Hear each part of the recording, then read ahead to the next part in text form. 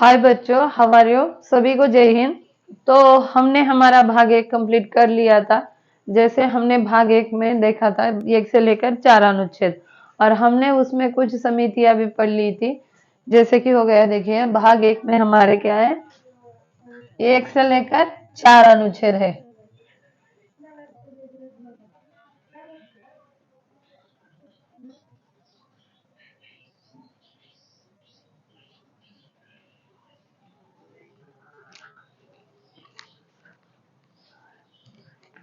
देखिए भाग एक में, भाग एक हमारे भाग एक में 1 से लेकर 4 अनुच्छेद है।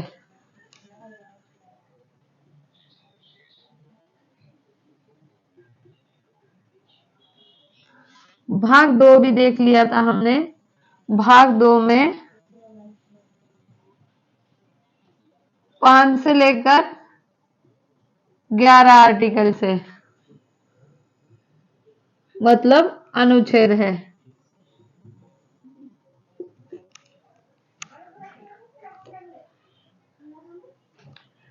तो देखिए, जैसे हमने पहली क्लास में, इसके पहले वाली क्लास में देखा था, इसके दर आयोग, इसके दर आयोग।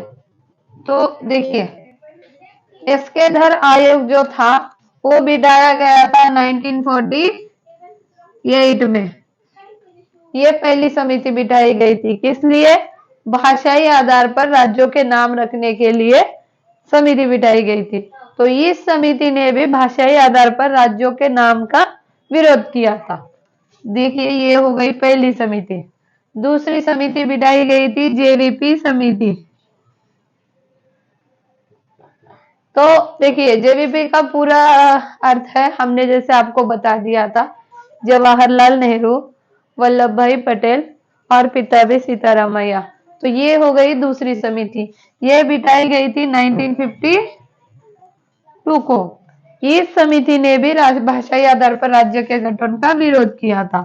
फिर इसके बाद बिठाई गई थी और एक समिति, वो थी फजल अली आयोग।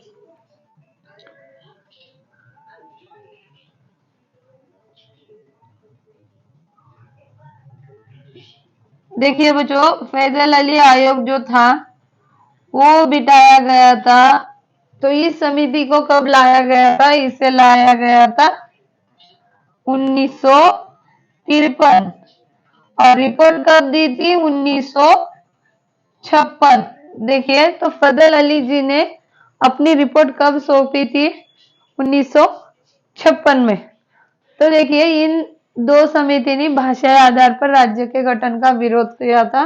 फैजल अली जो थे हमारे मतलब हमारे सुप्रीम कोर्ट के जज थे। तो देखिए, जब पहला, हाँ, भाषाई आधार पर गठित होने वाला राज्य कौन सा बना? आंध्र प्रदेश, एपी, आंध्र प्रदेश बना पहला राज्य। उसके बाद बिठाई गई थी ये समिति। कब बना था? 1952 को बना था आंध्र प्रदेश।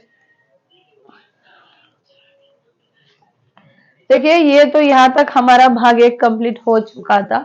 फिर हमने इसके बाद देखा था भाग दो। तो देखिए बच्चों, भाग दो में क्या है? भाग दो में है 5 से लेकर 11 अनुच्छेद। तो हमने अनुच्छेद भी पूरे डिटेल में पढ़ लिए थे। तो हमने हमारे अनुच्छेद भी पूरे डिटेल में पढ़ लिए थे। भाग दो में 5 से लेकर 11 अनुच्छेद। तो अनुच्छेद 5 क्या कहता है? संविधान के प्रारंभ से नागरिकता। तो देखिए, हमारा भाग दो क्या है? सिटीजनशिप, मतलब नागरिकता। और नागरिकता पर पहला सिद्धांत किसने दिया था? अरस्तु ने दिया था। और हमारी नागरिकता कहाँ से ली गई है? तो देखिए, हमारी नागरिकता ली गई है ब्रिटेन से। तो देखिए, भाग दो में हमने 5 से लेकर 11 अनुच्छेद पढ़ लिए थे।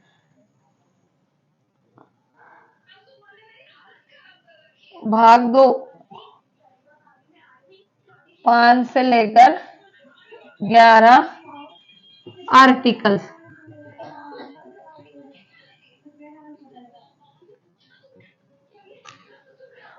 तो ये हो गए हमारे 5 से लेकर 11 आर्टिकल्स।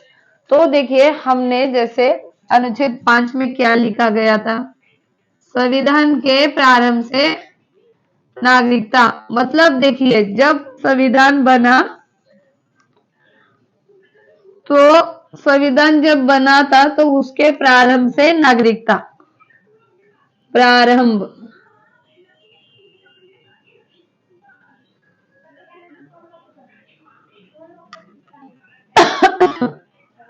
देखिए प्रारंभ से नागरिकता। तो कब बना था? 26 जनवरी 1950 को हमारा संविधान बनकर लागू हुआ था। बना कब था? 26 नवंबर को बनकर तैयार हुआ था 1949 में। और लगभग लागू कब हुआ था? 1 महीने बाद लागू हुआ था। जैसे हो गया 26 जनवरी 1950 को हमारा संविधान लागू हो चुका था। तो इसमें क्या कहा गया है देखिए आर्टिकल 5 में, संविधान के प्रारंभ से नागरिकता। मतलब जब हमारा संविधान बन के तैयार हुआ तब जो लोग भारत में थे उन सभी को नागरिकता दे दी जाएगी। तो ये हो गया हमारा अनुच्छेद 5। और अनुच्छेद 6 में हमने क्या देखा था देखिए,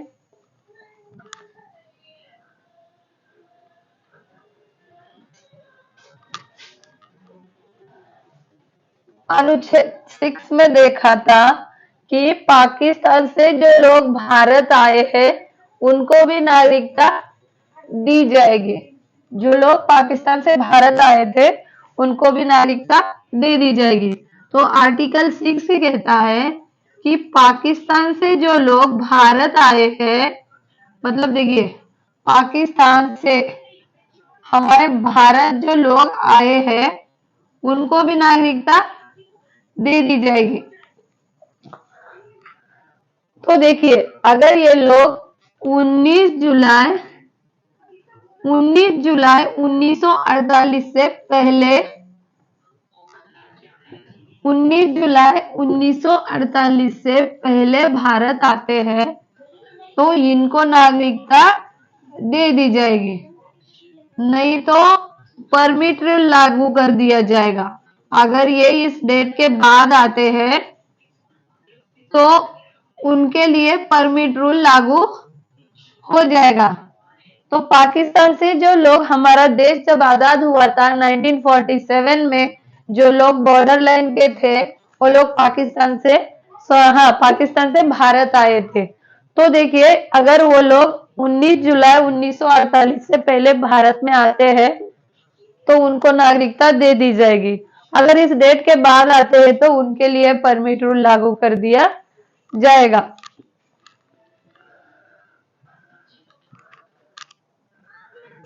तो देखिए ये हमारे कहाँ लिखा गया, आर्टिकल 6 में लिखा गया। तो आर्टिकल 7 क्या कहता है देखिए, भारत से जो लोग, देखिए भारत से जो लोग पाकिस्तान गए हैं और फिर पाकिस्तान से जो लोग भारत आए हैं, मतलब देखिए क्या हुआ था, 1 मार्च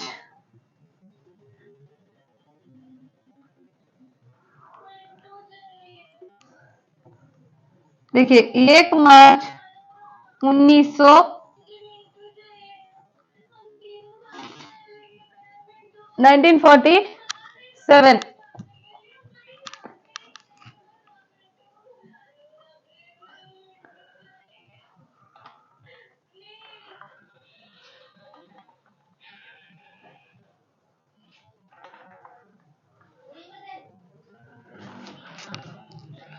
तो देखिए बच्चों, भारत से जो लोग पाकिस्तान गए थे 1 मार्च 1947 को, अगर वो लोग इस डेट तक वापस आते हैं पाकिस्तान से फिर भारत, तो उनको क्या कर दिया जाएगा, नागरिकता दे दी जाएगी। मतलब 19 जुलाई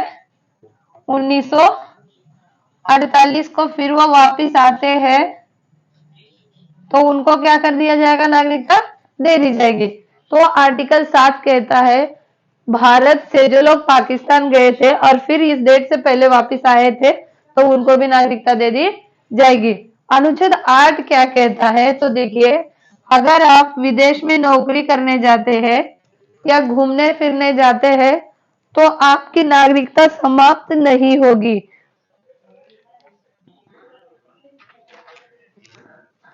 अगर आप विदेश में नौकरी या घूमने के लिए जाते हैं तो आपकी नागरिकता बनी रहेगी, ना कि समाप्त कर दी जाएगी। मतलब आप विदेश भ्रमण कर सकते हैं।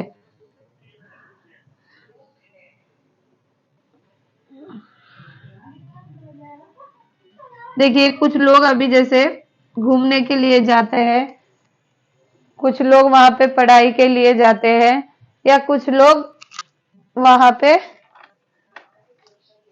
काम के लिए जाते हैं तो उनकी नागरिकता बनी रहेगी, उनकी नागरिकता समाप्त नहीं होगी। तो ये कौन सा आर्टिकल कहता है, तो हमारा आर्टिकल 8 कहता है कि आप विदेश में भ्रमण करने पर आपकी नागरिकता बनी रहेगी, ना कि समाप्त होगी।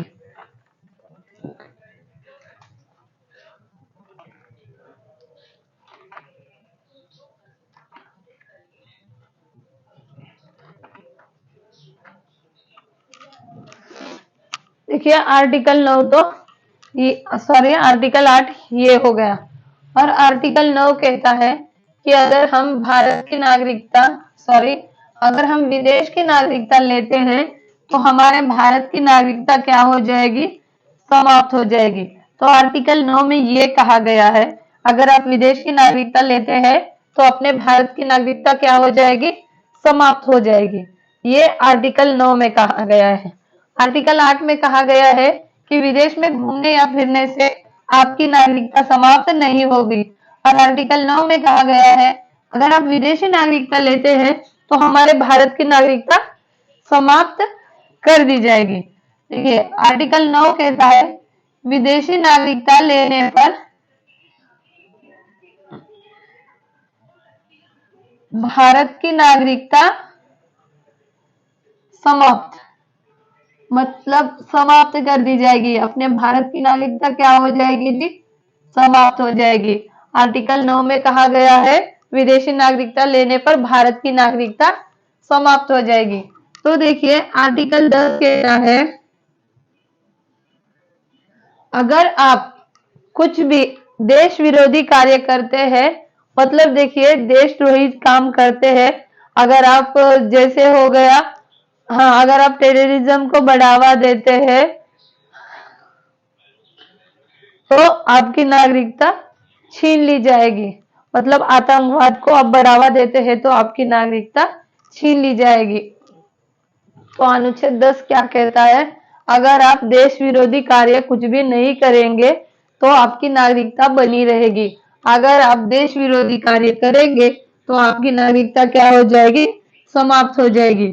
जब तक आप देशद्रोही जब तक देश विरोधी कार्य नहीं करते आपकी नागरिकता बनी रहेगी। नागरिकता क्या होगी, जब तक देश विरोधी कार्य नहीं करते नागरिकता तब तक बनी रहेगी।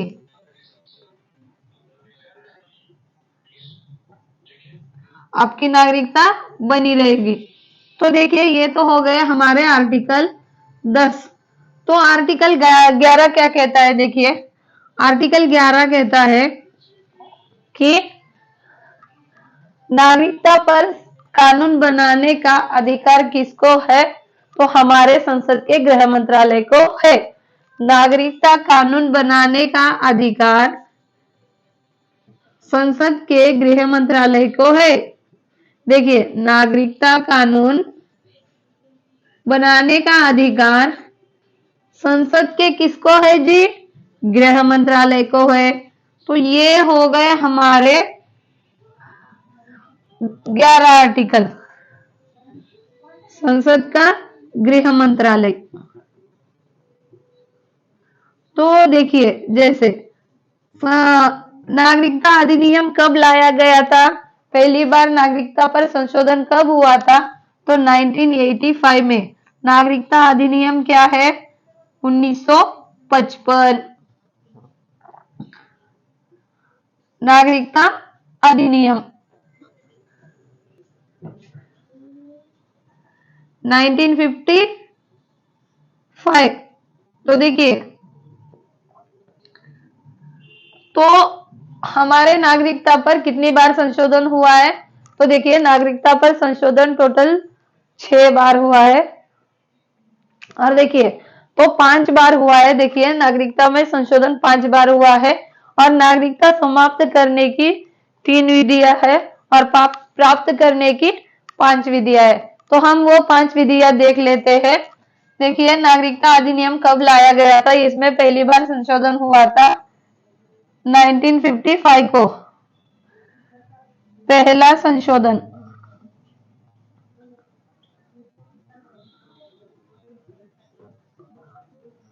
पहला संशोधन हुआ था 1955 में। तो देखिए ये तो हो गए हमारे अधिनियम, हो गया 1955 का। तो हम अभी देखते हैं नागरिकता प्राप्त करने की कितनी विधियां है, 5 विधियां है। उसके बाद देखेंगे नागरिकता समाप्त करने की कितनी विधियां है, तो नागरिकता समाप्त करने की 3 विधियां है। तो जैसे कि देखिए हमने देख लिया, जैसे अनुच्छेद 5, अनुच्छेद 5 में है कि संविधान के प्रारंभ से नागरिकता, मतलब हमारे भारत का संविधान जब बना 26 जनवरी 1950 में, तो तब से जो लोग भारत में रह रहे थे उन सभी को नागरिकता दे दी जाएगी। और आर्टिकल 6 कहता है पाकिस्तान से जो लोग भारत आए हैं उन सभी को नागरिकता दे दी जाएगी, लेकिन अगर वो 19 जुलाई 1948 से पहले आते हैं तो उनको नागरिकता दे दी जाएगी। अगर वो उस डेट के बाद आते हैं तो उनके लिए परमिट रूल लागू कर दिया जाएगा। तो अनुच्छेद 7 क्या कहता है, भारत से कुछ लोग 1 मार्च 1947 को पाकिस्तान गए थे। तो वो लोग जब गए थे, अगर वो 19 जुलाई को वापस आते हैं, 19 जुलाई 1948 को, तो उनको भी नागरिकता दे दी जाएगी। तो देखिए अनुच्छेद 8 क्या कहता है, अगर आप विदेश में नौकरी करने पर या घूमने फिरने जाते हैं तो आपकी नागरिकता बनी रहेगी। और अनुच्छेद 9 कहता है अगर आप विदेश की नागरिकता लेते हैं तो अपने भारत की नागरिकता समाप्त कर दी जाएगी। आर्टिकल 10 कहता है, देखिए अगर आप देश विरोधी कार्य करेंगे, अगर नहीं करेंगे तो आपकी नागरिकता बनी रहेगी। अगर आप अपने देश के विरुद्ध कुछ भी कार्य करेंगे तो आपकी नागरिकता, देश विद्रोही मतलब देखिए देशद्रोही काम कुछ भी करेंगे तो आपकी नागरिकता समाप्त कर दी जाएगी। और आर्टिकल 11 कहता है नागरिकता कानून बनाने का अधिकार किसको है, हमारे संसद के गृह मंत्रालय को है। नागरिकता पर कानून कौन बनाता है, संसद का गृह मंत्रालय बनाता है। तो सबसे पहले देखिए हमारी नागरिकता ब्रिटेन से ली गई है और नागरिकता पर पहला सिद्धांत अरस्तु ने दिया था। और हमारी जो नागरिकता है वो 1955 के अधिनियम पर आधारित है। तो वो पहला संशोधन 1955 को किया गया था, नागरिकता अधिनियम।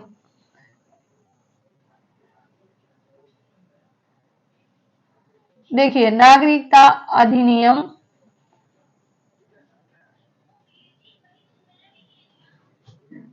1955। तो देखिए कितनी बार संशोधन हुआ था, 5 बार संशोधन हुआ था।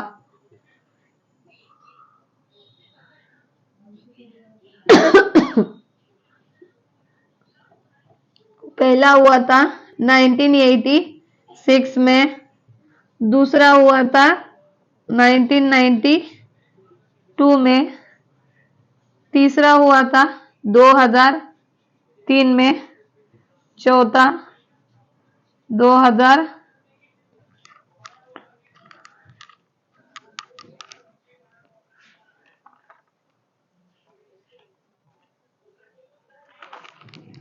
देखिए चौथा जो हुआ था वो हुआ था 2005 में और 5वां संशोधन हुआ था 2019 में। तो ये हो गए हमारे नागरिकता पर संशोधन। 5 संशोधन हो गए। तो देखिए हम इसके बाद देखते हैं, जैसे तो हम किस किस आधार पर नागरिकता लेते हैं, हम ये देखना है हमें।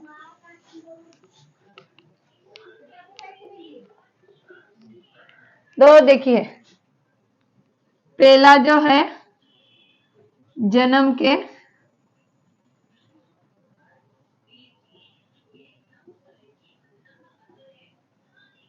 जन्म के आधार पर, तो देखिए ये अधिनियम कब लाया गया था। तो देखिए ये अधिनियम लाया गया था 1955 को।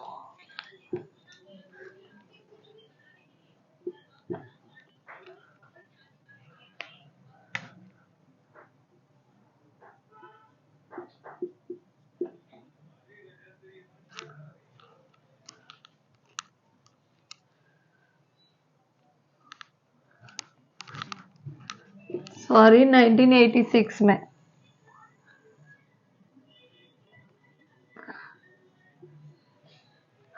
तो देखिए जन्म के आधार पर पहला संशोधन कब हुआ था, 1986 में हुआ था, नागरिकता पर पहला संशोधन।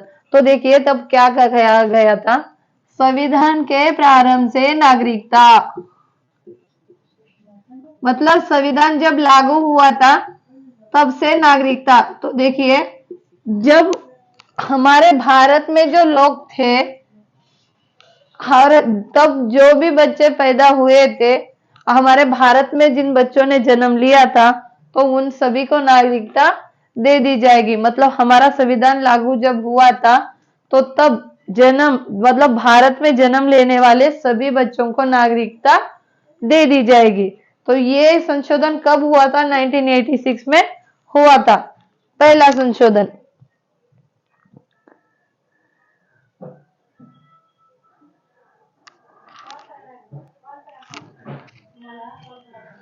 देखिए जन्म के आधार पर अगर उनके माता या पिता दोनों में से कोई एक अगर हमारे भारत का नागरिक है, देखिए माँ या बाप दोनों में से कोई एक अगर हमारे भारत का नागरिक है तो उनको नागरिकता दे दी जाएगी। तो किस आधार पर दे दी जाएगी बच्चों, जन्म के आधार पर नागरिकता दे दी जाएगी। मतलब जब संविधान लागू हुआ उस समय जो बच्चे हुए थे हमारे भारत में, तो देखिए तब क्या हुआ था, विदेश से जो लोग हमारे भारत में रहने आए थे, जैसे हमारा देश कब आजाद हुआ था, 1947 में, तो तब भी हमारे देश में उसके बाद भी अंग्रेज थे। तो क्या कहा गया, भारत में जन्म लेने वाले सभी बच्चों को नागरिकता दे दी जाएगी। फिर लेकिन एक संशोधन किया गया, तो उस संशोधन में क्या कहा गया कि माता या पिता, माँ या बाप दोनों में से कोई एक हमारे भारत का नागरिक होना चाहिए, तब उसको नागरिकता दी जाएगी। तो देखिए जैसे तो हम सभी को किस आधार पर नागरिकता मिली है, जन्म के आधार पर। हम सभी को जन्म के आधार पर नागरिकता दी गई है। तो देखिए दूसरा संशोधन कब हुआ था, ये हो गया पहला संशोधन, ये हो गया दूसरा। तो दूसरा संशोधन कब हुआ था, देखिए वंश के आधार पर।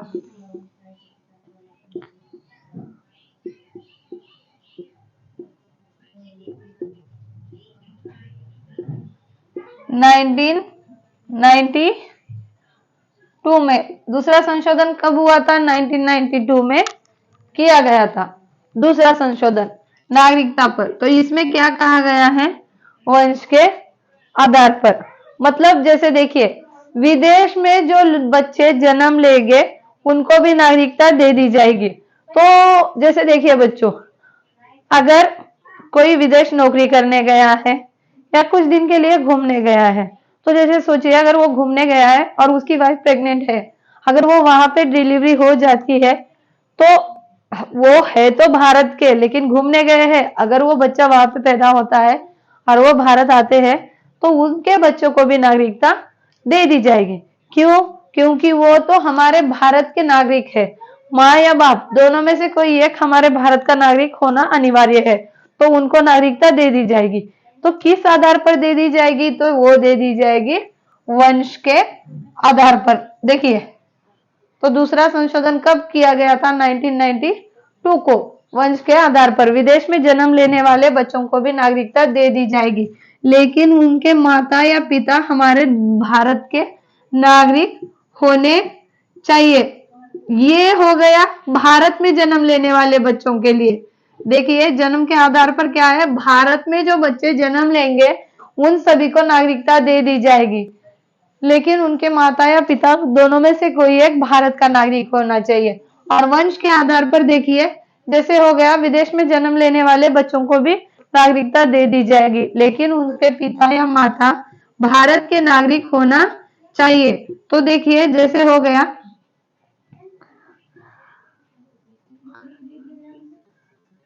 शिखर धवन, जैसे शिखर धवन हमारे भारत के नागरिक है और उनकी वाइफ जो है वो दूसरे कंट्री की है, तो उनको भी नागरिकता दे दी जाएगी। तो किस आधार पर मिलेगी उनके बच्चों को? पिता के आधार पर नागरिकता मिलेगी। वैसे नागरिकता कब दी जाती है? तो देखिए, जब 18 साल पूरे होते हैं तब आपको नागरिकता मिलती है। उससे पहले तो आपको आधार कार्ड मिलता है, लेकिन जो आपका वोटर आईडी कार्ड जो होता है वो कब मिलता है? वो मिलता है 18 साल के बाद। 18 साल के बाद आप वोट कर सकते हैं। तो ये हो गया एग्जाम्पल। देखिए, शिखर धवन, शिखर धवन, सानिया मिर्जा, ये हो गया। देखिए, शिखर धवन, सानिया मिर्जा। देखिए, सानिया मिर्जा की मर्जी है, अभी वो तो भारत की नागरिक है, पाकिस्तान में रह रही है।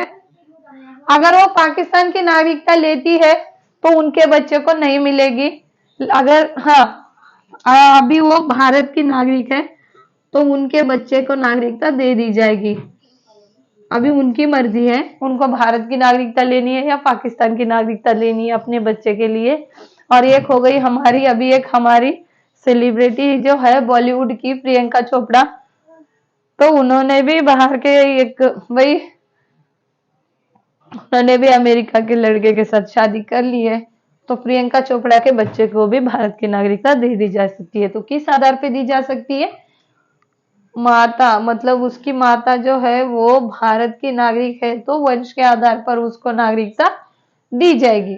तो ये हो गया दूसरी विधि, वंश के आधार पर। हमें तीसरी विधि देखनी है अभी, वो है पंजीकरण।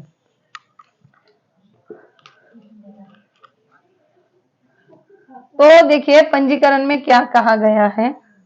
आपको लगातार 7 साल तक भारत में रहना होगा। हमारा तीसरा नंबर क्या है?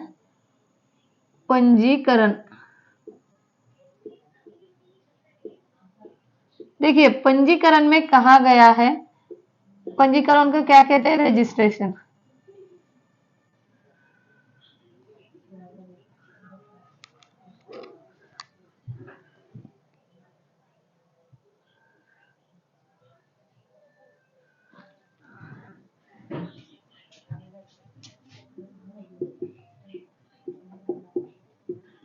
देखिए, रजिस्ट्रेशन में देखिए पंजीकरण 7 साल तक, लगातार 7 साल भारत में रहना होगा।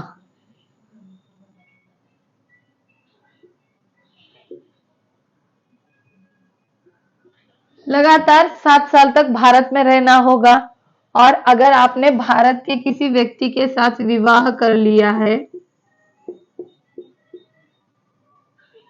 अगर आपने किसी के साथ विवाह कर लिया है तो देखिए आपको क्या करना पड़ेगा? रजिस्ट्रेशन करना पड़ेगा। और एक बात, अगर आपको भारत की नागरिकता लेनी है तो आपको भारत की कोई एक भाषा आना अनिवार्य है। मतलब जैसे देखिए, आपको भारत की कोई एक भाषा आनी चाहिए।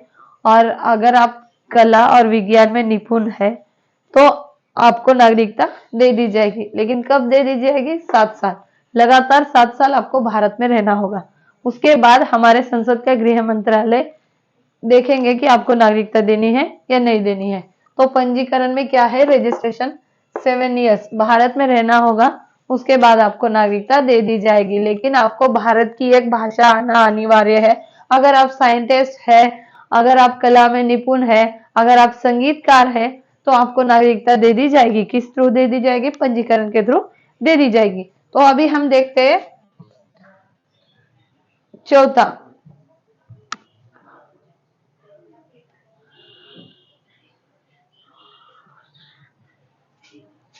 देखिए हम देखते हैं फोर्थ वन। देखिए चौथी विधि में कहा गया है देशीकरण।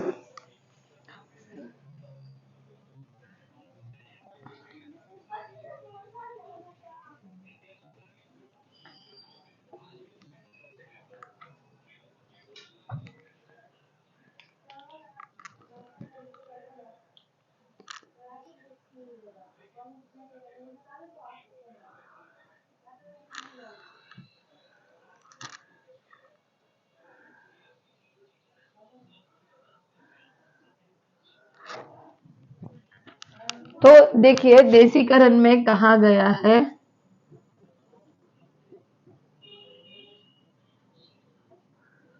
न्यूट्रलाइजेशन।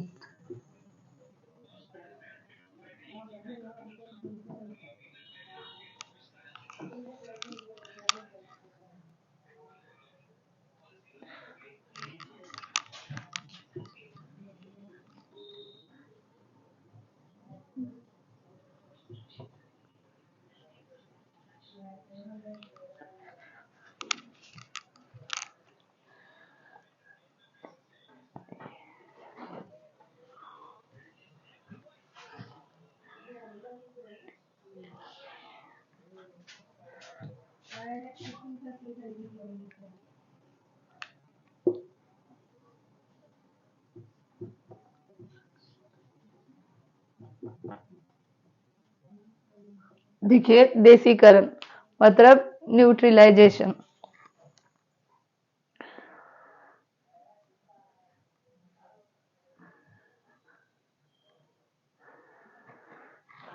तो देखिए देशीकरण में कहा गया है कि आपको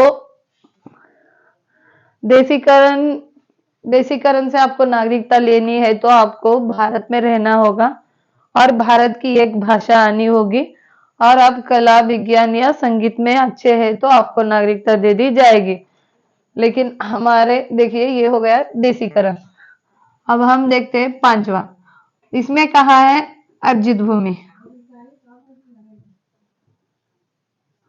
देखिए अर्जित भूमि में कहा गया है जैसे कि सिक्किम। तो सिक्किम हमारा क्या है? बाहर का राज्य है और सिक्किम को हमने भारत में मिला लिया गया है। तो सिक्किम के लोगों को नागरिकता कैसे दी गई है? अर्जित भूमि के हिसाब से सिक्किम के लोगों को नागरिकता दी गई है। तो देखिए सिक्किम हमारा 22वां राज्य बना था 1975 को। 16 मई 1975 को सिक्किम को भारत में मिलाया गया था। देखिए सिक्किम को भारत में मिलाया गया था तो वहां के लोगों को किस आधार पर नागरिकता मिली थी? अर्जित भूमि के आधार पर सिक्किम के लोगों को नागरिकता दे दी गई थी। तो देखिए बच्चों ये तो हो गई हमारी नागरिकता प्राप्त करने की 5 विधियां। तो अभी हम देखते हैं नागरिकता समाप्त करने की कितनी विधियां हैं। तो देखिए नागरिकता समाप्त करने की 3 विधियां हैं।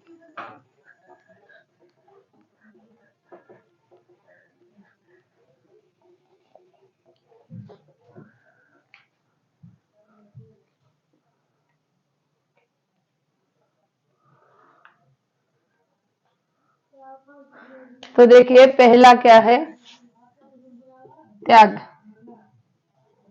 अगर आप विदेश की नागरिकता लेते हैं, अगर आप विदेशी नागरिकता लेते हैं तो भारत की नागरिकता समाप्त हो जाएगी। विदेशी नागरिकता लेने पर भारत की नागरिकता क्या हो जाएगी? समाप्त हो जाएगी। और दूसरा है हमारा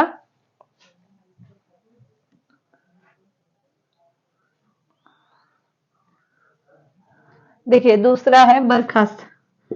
अगर कोई अपनी मर्जी से नागरिकता छोड़ना चाहता है तो वो नागरिकता छोड़ सकता है, तो उसकी नागरिकता समाप्त हो जाएगी। अपनी मर्जी से, अपनी मर्जी से नागरिकता त्याग करना चाहता है तो उसकी नागरिकता समाप्त हो जाएगी।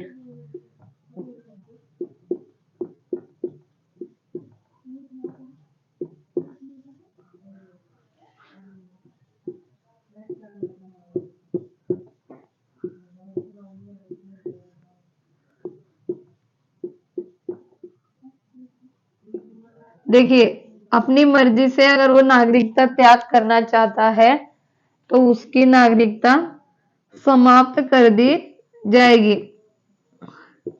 ये हो गई दो विधियां। तो हमारी तीसरी विधि है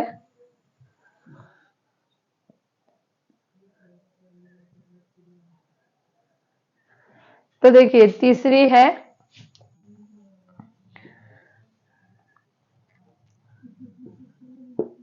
वंचित। तो देखिए अगर आप देश विरोधी कार्य करते हैं या पागल हो जाते हैं, देश विरोधी, देखिए देश विरोधी कार्य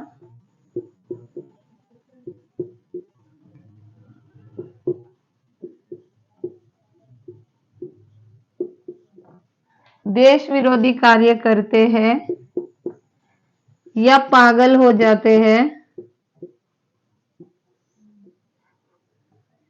पागल हो जाते हैं तो आपकी नागरिकता,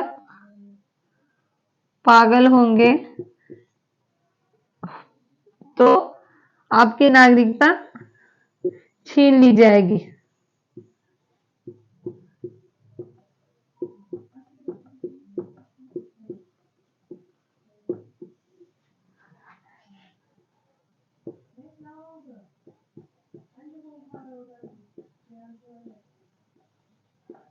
तो देखिए ये हो गई हमारी नागरिकता समाप्त करने की 3 विधियां।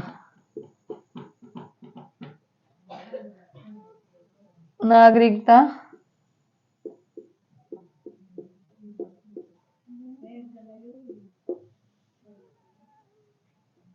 नागरिकता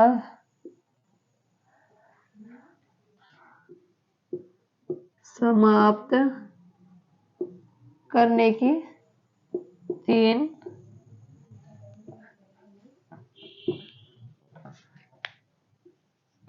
विधियां। तो देखिए तो हमने जैसे देखा हमारी पहली विधि क्या थी, जैसे हो गया हमारे नागरिकता प्राप्त करने की जन्म के आधार पर। दूसरा क्या था, वंश के आधार पर। तीसरा क्या था, देशीकरण। चौथा क्या था, सॉरी पहला जो था वो था जन्म के आधार पर, दूसरा था वंश के आधार पर और तीसरा जो था वो पंजीकरण था और चौथी जो विधि थी वो देशीकरण थी और पांचवी जो विधि थी वो थी अर्जित भूमि। मतलब जैसे कि सिक्किम के लोगों को हमने जैसे नागरिकता दी है तो वो सिक्किम के लोगों को, तो ये तो हो गई हमारी नागरिकता प्राप्त करने की 5 विधियां। और समाप्त करने की देखिए त्याग। अगर कोई विदेशी नागरिकता लेता है तो उसकी भारत की नागरिकता क्या हो जाएगी, समाप्त कर दी जाएगी।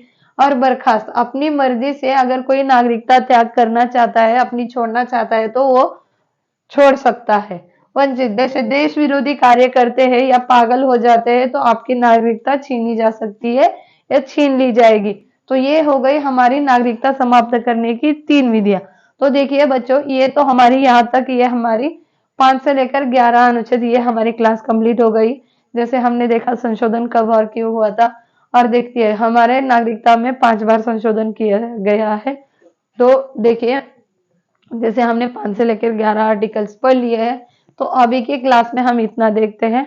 इसके एक आगे की क्लास हम आपको बाद में बताते हैं। तो हम उसमें देखेंगे NRI, CA, NRC, NRO, overseas citizenship act. तो ये सब हम अपनी आगे अगली क्लास में देखेंगे। तब तक के लिए सभी को जय हिंद बच्चों।